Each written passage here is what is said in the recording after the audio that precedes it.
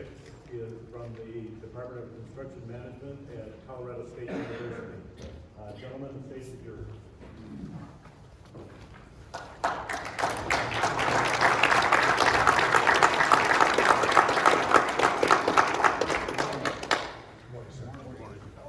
Good morning. Thank you, sir. Good morning. Good morning. Good morning. How's it going? Good. Good. Good morning. Good morning. Thank you. Good morning. Good morning.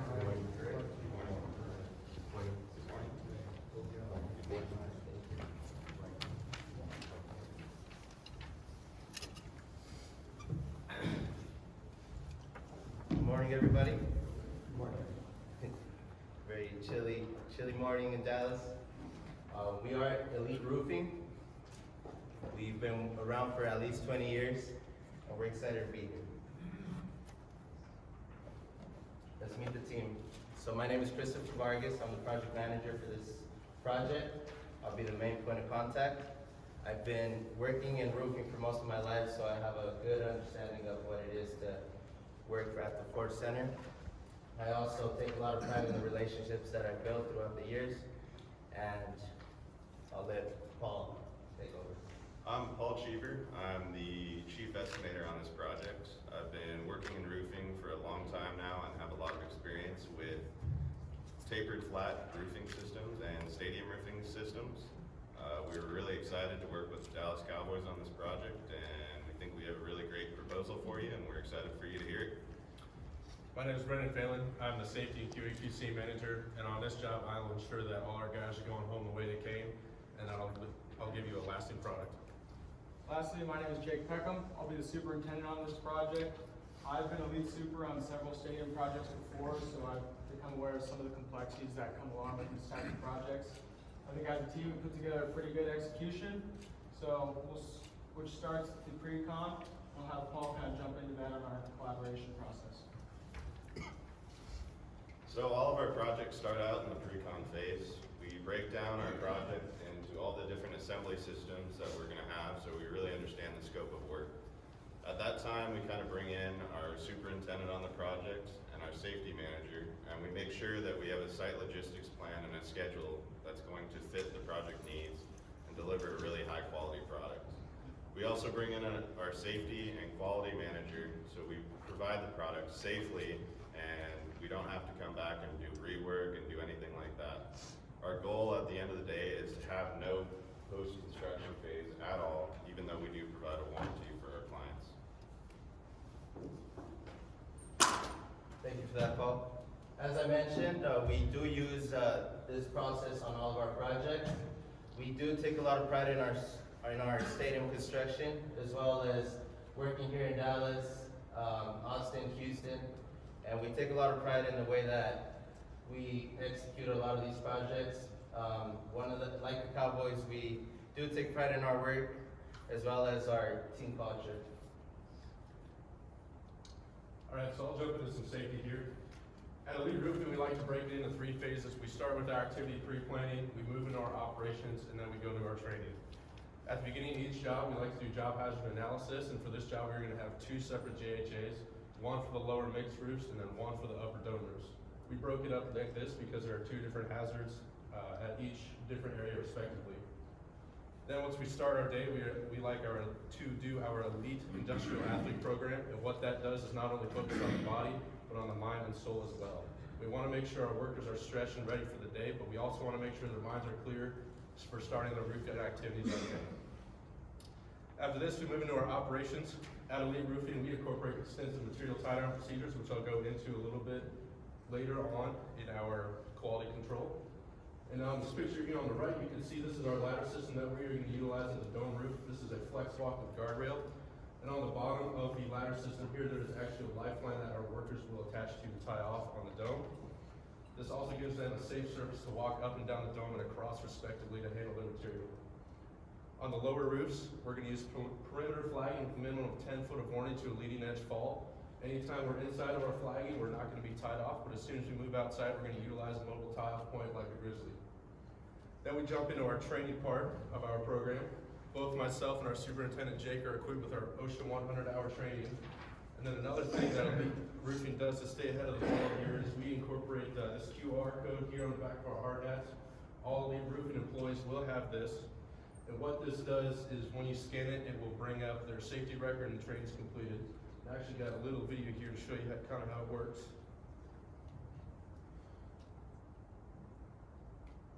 So what you do, you go to the camera on your phone, open that up, and you scan the QR code, and you hit this link that pops up on your phone. It'll take you to our safety portion of our website. For example, I have myself plugged in, Superintendent Jake, Project Manager Chris, and our estimator Paul. And using myself for an example, I can pull up my safety record. You'll see the trainings and certifications I've completed and the safety records for myself. At the bottom, I got a part that says report an incident. You go to this, just fill out this form. We'll make corrections needed in our company because we want to have a safe job site for not only us, but for everybody around us as well. Going into quality here, we break this down into 3 phases as well: activity pre-planning, roofing operations, and post-construction. During our pre-planning phase, we have a daily briefing meeting that occurs after our Elite Industrial Athlete program. Here, all of our workers can address concerns that they might have and voice their opinion. We also carry our QA and QC manual on all roof areas, so once we move from one roof area to another, we take that with us. This not only outlines our daily 3-step process, but other control measures that Elite Roofing has in place. We like to have pre-roof coordination meetings with MEP trades specifically because we want to make sure those guys are stubbed above the deck if they have to come up. We want to make sure those roof drains are also at the right elevation so we don't have to come back and rework, and they can eliminate rework as well. After this, we move into our operations portion. We like to take pictures and document our work before, during, and after construction, and daily what we do. These are going to be submitted to Manhattan Construction's QA QC personnel, and this will also work with Procore or whatever other software they like to use. We install watertight night seals at the end of each day, and what that does, if we work up to a certain point, we'll put that in, and it eliminates the potential for water to get back into the work we performed the day before and ruin that work, so we don't have to come back and rework it again. Right here on the right, these are temporary landing platforms which will be utilized at the dome roof. These are engineer certified, and they are fabricated with D-rings as well. All our material will be landed onto these and fastened down to these platforms to eliminate the risk of material flying off the roof. And since these will be engineered, they are not going anywhere. Then we move into our post-construction phase. This project here calls for a 15-year Carlisle warranty. And since we are a Carlisle certified applicator, we will have our representative come out twice a month to verify our work is being completed in the right way. Once it's all been verified, you guys will have that 15-year manufacturer's warranty, and Elite Roofing also issues a 3-year workmanship warranty, for anything we do. Now I'm going to pass it off here to Paul to talk about how we incorporate these costs into our job. So this is the breakdown of our final estimate. We really feel like this is a great estimate for the scope of our work. This will allow us to do the job safely and deliver Mr. Jones a quality product that holds up to the expectations of the Dallas Cowboys. This also includes all of our safety equipment, our tie downs, our flex walk systems, and we also include a final construction clean, so when Jerry's sitting in his office, he can look down and see the quality product that we installed. So with that, I'd like to pass it off to Jake to talk about the assembly systems. All right, so now for my favorite part, we're going to talk about how we're going to build this thing. So first things first, we're going to want to talk about the assemblies we're working with, so we know what we're building. So up here on the left, we got the concrete deck assembly, which is going to consist of fully adhered tapered insulation as well as TPO. On the right side up here, we got the metal deck assembly, which is going to consist of mechanically fastened tapered insulation and TPO. Next, we're going to want to talk about the logistics, so how we're going to move material around the site. First things first, you can see up the top, we've got our trucks coming in on Hall of Fame Lane, moving in, and then we'll have our 56-foot forklift moving material around the site. So all these orange rectangles represent our assumed stocking areas for each respective roof area.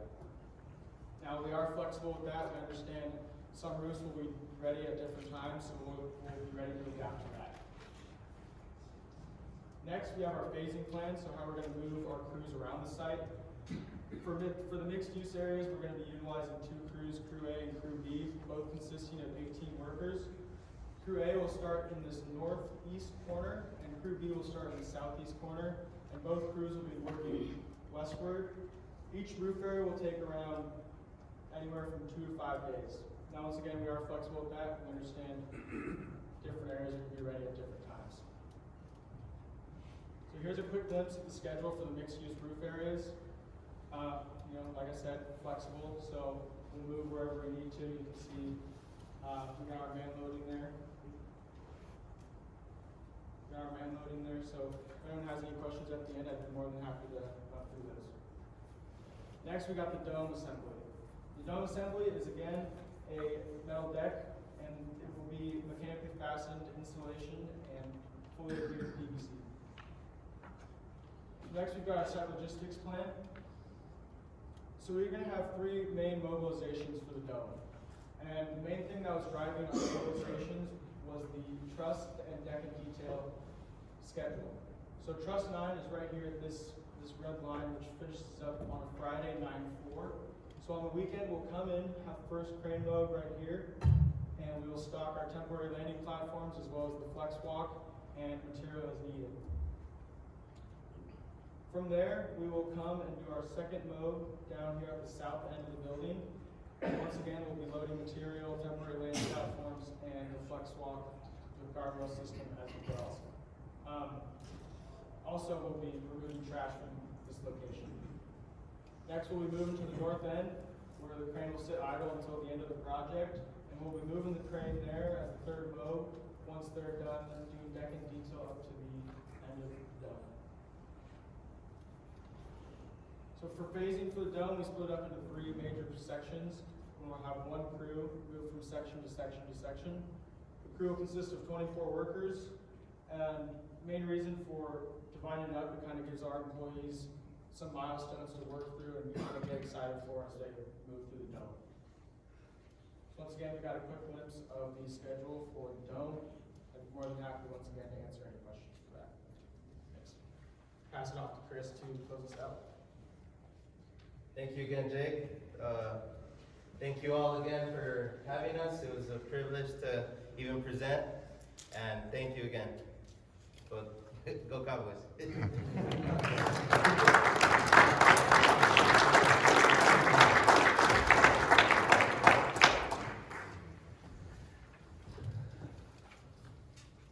Start off.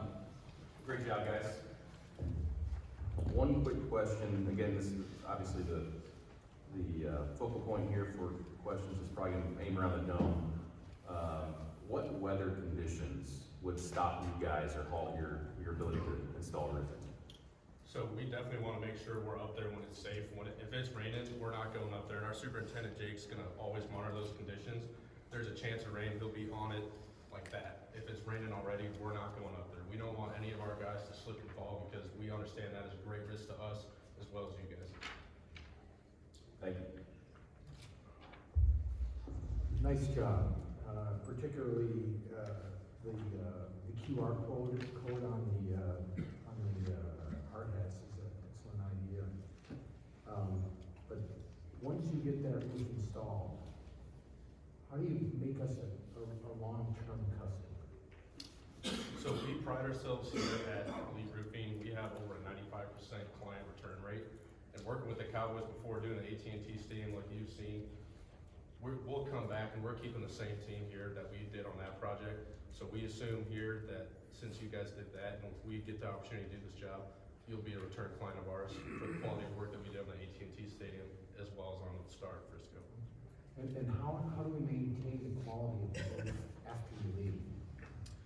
So our QA/QC process, since we do have a daily 3-step process, we like to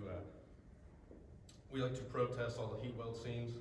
And since we are adhering this, we like to make sure we're doing it correctly and all of that sort of stuff. And our photo documentation to Manhattan will also kind of eliminate that need for rework, because if we can catch it before, we can come back and say, hey, you know what, this isn't looking right, let's do this real quick, fix it, and then we can keep going. So we don't anticipate we're gonna need to come back for rework or things like that, but we will if we need to. Thank you.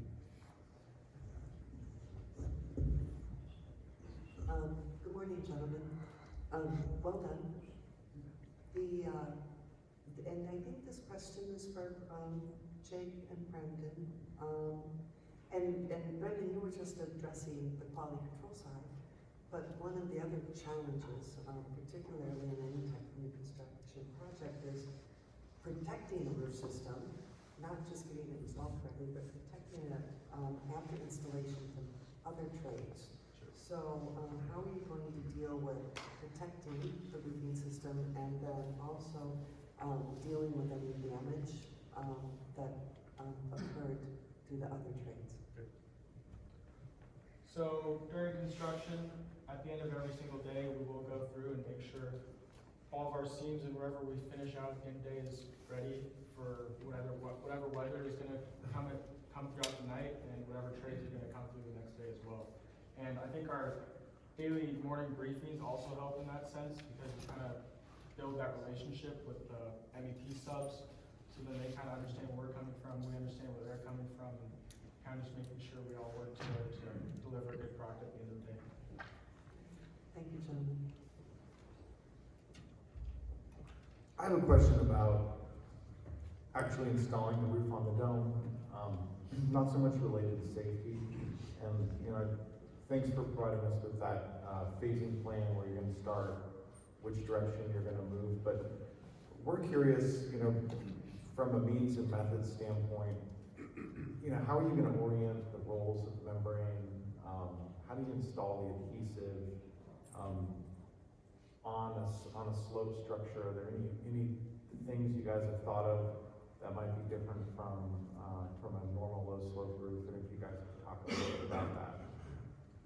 So as far as the dome goes, we're gonna wanna start on the east and west ends and work our way towards the peak of the dome, and also ensure that we are intermittently overlapping every layer of the roofing assembly, and that goes for the areas between each phase as well. So do you think you're gonna run the rolls parallel to slope or perpendicular to slope? It would be parallel to the gutters, so parallel, perpendicular to slope, yeah.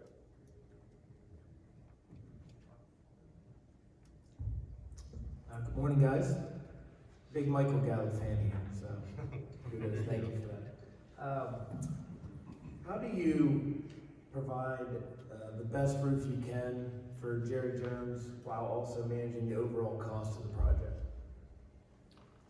So I think I'll take this one here.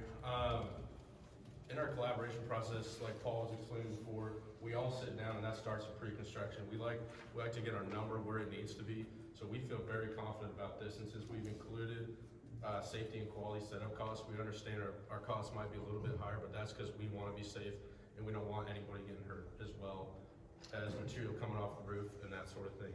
And in our process, the photo documentation is huge for us because if we think we're doing something right and we don't catch something, but when we submit it to Manhattan and the owner, they can look at it and say, hey, I don't like this. Okay, we'll come back, we'll take that part out, we'll fix it, and we'll keep on our thing. So doing that and being in front of the ball on that kind of stuff, we really pride ourselves on because we can come back and eliminate those quality risks before they become a big issue for leaks or anything of that nature. And to add on to that a little bit, I think it helps a lot that we break it down into more manageable parts and pieces, so we can kind of take a step back and really understand each little portion of the large project that it is, which all starts with sitting down with Paul and kind of making sure we're both on the same page and working together and getting those numbers to reflect how we're actually going to build the thing. Thank you. Good morning, team, and congratulations for being here with us today. My question has to do with safety as well, because this is a very high-risk project. How you slope the deck, the height of the buildings, etc. You did a great job talking to us about how you're going to keep your people safe and the culture of your business. But what happens when an employee doesn't work safely?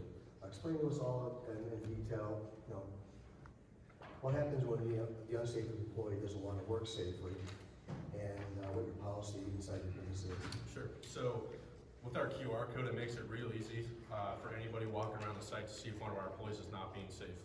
Like I showed in that video, you scan the code and you go to one of us, you say report an incident, they'll fill that out, fill out your concern, we'll get in contact with you as soon as we can. If we're on site and we see that as well, we remove them from the job site that day. And depending on what they were doing, we'll either put them through more training or we'll just remove them from the job completely because like you said, this is a very high risk project being up there on the dome, very steep slope, very high off the ground. So we don't want anybody messing around. We want our best guys out there all the time to make sure we're being safe and we're not taking anything to another level for anybody else to be exposed to a risk. And I'll be there 100% of the time, and we have a strict one-strike policy, so if we see anyone not following our safety measures, they'll be asked to leave immediately. Is this statement true to everybody here, that anybody on the project that works for you can stop the job at any given time if it's a safety issue? Yes. Thanks, Dean.